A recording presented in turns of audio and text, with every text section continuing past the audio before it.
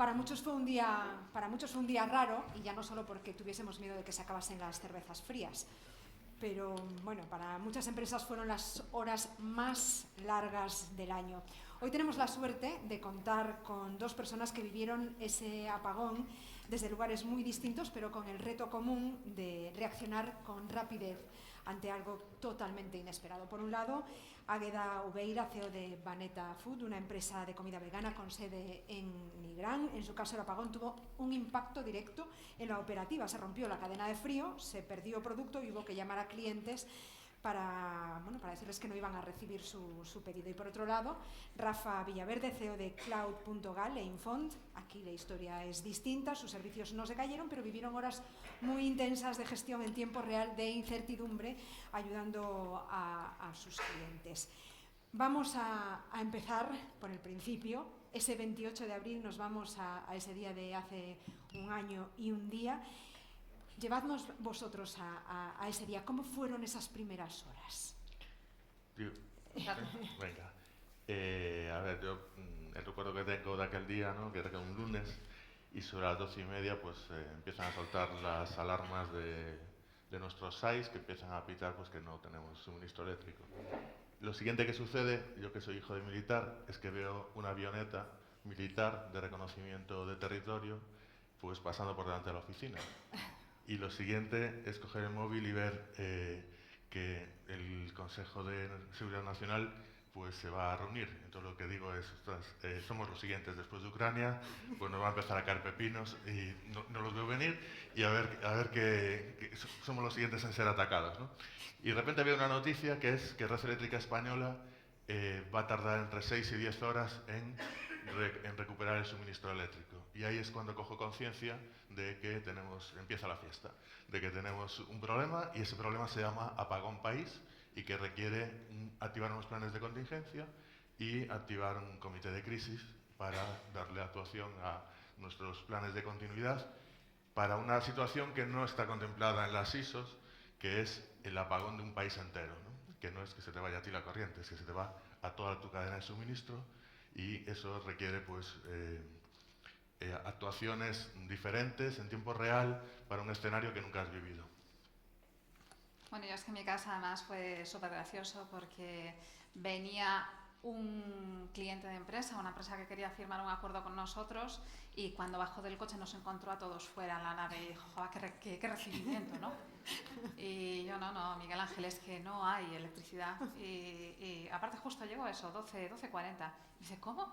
Y yo sí vengo desde Coruña, más mira, desde Coruña, vengo en coche y iba con la radio, no, con la música puesta, y no me he enterado. Y digo, oye, pues va a ser que bueno, teníamos una mesa reservada para comer y todas estas cosas. Al principio nos lo tomamos un poco de cachondeo, creo que como todos, y perjuicias la palabra, porque los primeros minutos era como no entendíamos, ¿no? Sacamos el teléfono, vemos que no hay cobertura, y ya empezó un poco todo el caos. En Mareda además se dio la casuística de que el sábado anterior salimos en El País.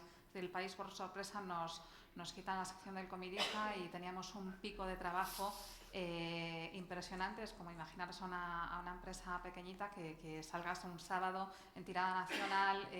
Bueno, ahora me río de aquel pico, ¿no?, de trabajo, porque ya no, porque gracias a Dios nuestros picos ahora mismo son diferentes, pero bueno, fue difícil de gestionar. Nosotros trabajamos con frío negativo y frío positivo, no sabíamos cuándo iba a retornar. Al principio hablábamos de 6 horas, 10 horas, si hubiesen sido 6 horas hubiese sido maravilloso. Después en nuestro caso fue mucho más por zona geográfica, pero bueno, al final pues tienes que actuar. Lo que tú dices, no está en las ISOs, no está en la IFS, tienes gabinete de crisis, ¿no?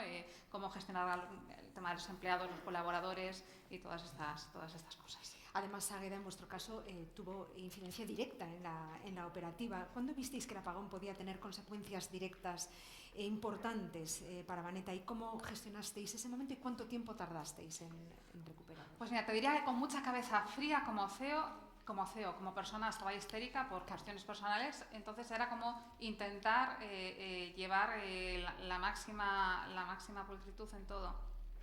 En nuestro caso, veíamos que País Vasco sobre las 5 de la tarde ya tenía electricidad y demás, pero nosotros seguíamos sin electricidad. 10 de la noche, 11 de la noche, 12 de la noche. A nosotros en el polígono hasta las 7 y 14 de la mañana no volvimos a retornar el servicio. Todo lo que teníamos en nuestra cámara de frío positivo ya no servía. Frío negativo, estaba justo en el límite real, pero hubo que, bueno. Además, como estamos, yo también, la casualidad que como estamos en un vivero que está adscrito a una contratación de electricidad por otro organismo, ese organismo no emitió el certificado a tiempo para la aseguradora y perdimos todo. Caramba. Pues, caramba, sí, tuvo que ser Pero bueno, después complicado. Comunicación con los clientes, evidentemente todo ese pico de clientes que había venido de tirada nacional, Sí. muchos lo entendieron, otros no. Bueno, tenían que entenderlo porque les estaba pasando... Bueno, al final trabajamos con un transitario, ¿no? Es decir, trabajamos con una empresa de transporte y las empresas de transporte también vivieron una serie de caos en los días siguientes. Y pues bueno, comunicación con todos los puntos de venta que tenemos nacionales, pues con llamadas de, no, el producto está bien, ¿no? El producto ha roto cadenas y dentro de una semana me vas a decir que está estropeado, no nos vamos a hacer cargo, ¿no? Y era continuamente como gestionar esa frustración por parte de los clientes particulares, empresa, pero bueno.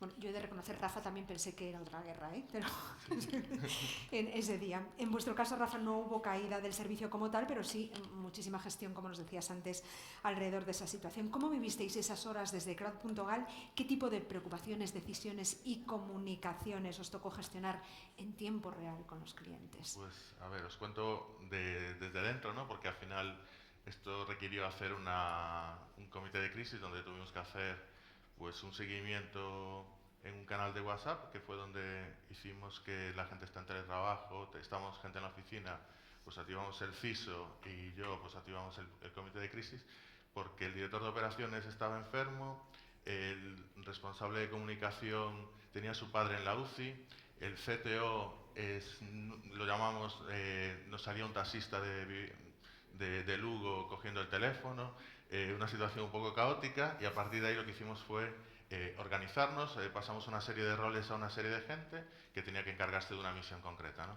Y más o menos a las 2:37 pues ya teníamos asignado pues quién se iba a encargar del data center de la zona de Galicia, de los data centers que tenemos en la zona centro, quién iba a hacer la comunicación con los clientes, en este caso Martín, que está aquí, pues agradecerle que a pesar de que su padre estuviera en la UCI, ha estado comunicando continuamente a los clientes lo que iba sucediendo, y hemos ido haciendo una comunicación constante con los clientes y también trabajando en diferentes escenarios, ¿no? Esos escenarios era qué nos iba a pasar, qué es lo siguiente que nos va a suceder, que nos puede poner y comprometer y tenemos que anticiparnos. Y lo primero que pensamos fue que lo que íbamos a perder eran las comunicaciones, que las antenas de telefonía, que en casa no íbamos a tener de ADSL, las antenas de telefonía funcionan con baterías, hasta donde vienen las baterías están en las azoteas, nadie va a subir suministro eléctrico, no tienen generadores para poder mantener la continuidad de las comunicaciones, y así que establecimos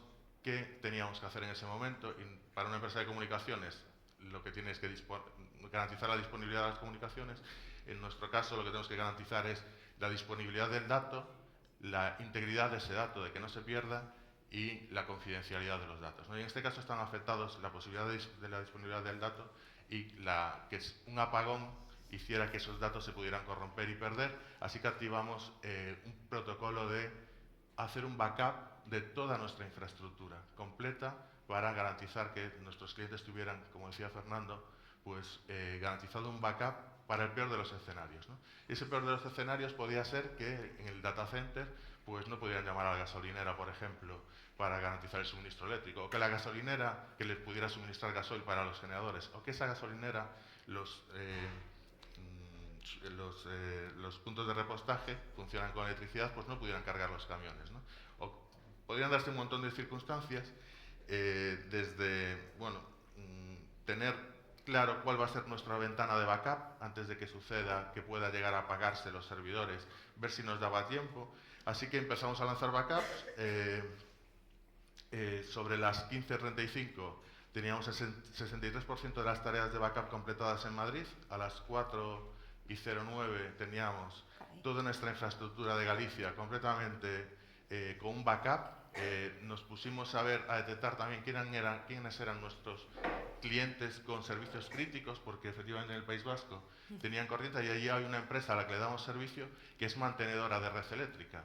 Y entonces estuvimos intentando ver quiénes eran los proveedores a los que teníamos que garantizar, porque iban a ser críticos en esa cadena de suministro y le teníamos que garantizar servicio, y estuvimos en contacto con ellos para prever mantener las máquinas el mayor tiempo encendido, porque también trabajamos con la hipótesis y la posibilidad de tener que hacer un apagado de las máquinas para evitar que pudiera apagarse el data center y se pudieran corromper los datos, ¿no? Y esto a lo mejor parece extraño, ¿no?, que un data center se apaga, pero como dice José Mota, y sí. ¿No?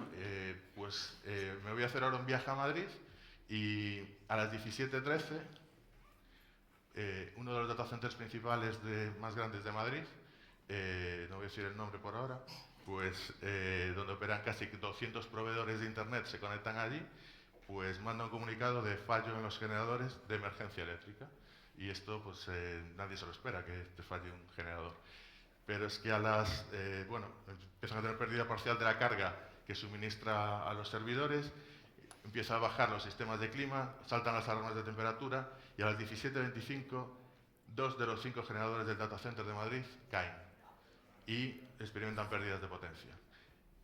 Esto, dentro de las cosas que pueden pasar, es como casi de las cosas imposibles, ¿no? Casi un cisne negro, pero ocurrió y estuvimos ahí intentando ver, con la posibilidad de saber qué estaba pasando dentro del data center, qué podía suceder para que pudiéramos hacer un apagado ordenado de las máquinas en caso de ser necesario, y teníamos la gestión de los backups ya hechos. Esto sí que nos daba cierta tranquilidad, porque sabíamos también que íbamos a perder la conectividad, nos quedaba poco tiempo.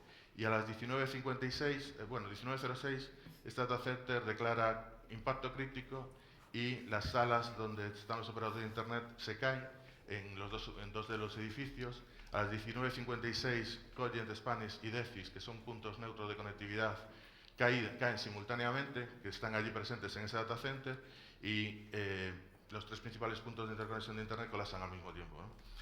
A partir de ahí operamos a ciegas, nos quedamos sin internet. Casi muchos de vosotros también habréis experimentado esa ceguera de estar en casa con unas luces de una vela que tenía linternas con linternas y escuchando la radio en el coche, que era como viajar a los años 70 y 80, estar en familia y ver un poco qué es lo que sucede, ¿no?, si vuelve la luz. Y al final, nuestros equipos estuvieron activos, funcionando. A las 4 de la madrugada, el CTO, preocupado por la infraestructura, consigue tener internet, consigue visibilizar que los sistemas están funcionando perfectamente, nos manda un mensaje a las 4:08, las VMs con conectividad activa, backups ejecutados durante la noche, pudimos ejecutar otra segunda ronda de backups. A las 7:13 de la madrugada, otro de los técnicos dice: zona Galicia todo ok, sin caída ninguna máquina, sistema intacto, zona Madrid, todas las máquinas levantadas, backups disponibles antes, durante y después del apagón, dato protegido al 100%. Porque nuestra misión, y esto los chavales lo han tenido muy claro, es proteger el dato y proteger la información de los clientes, ¿no?, que se comentaba aquí. Martín, que es de comunicación, ha estado continuamente, constantemente enviando comunicados a los clientes, y ya al día siguiente, a las 12:14, se vuelven a caer fibras a nivel nacional de nuevo. Uno de los operadores dice: tenemos que ir a todo el servicio de voz, bases de datos, radios, monitorización. El titular es: las telecos en España sufren tras el apagón, siguen los problemas con internet y el 5G.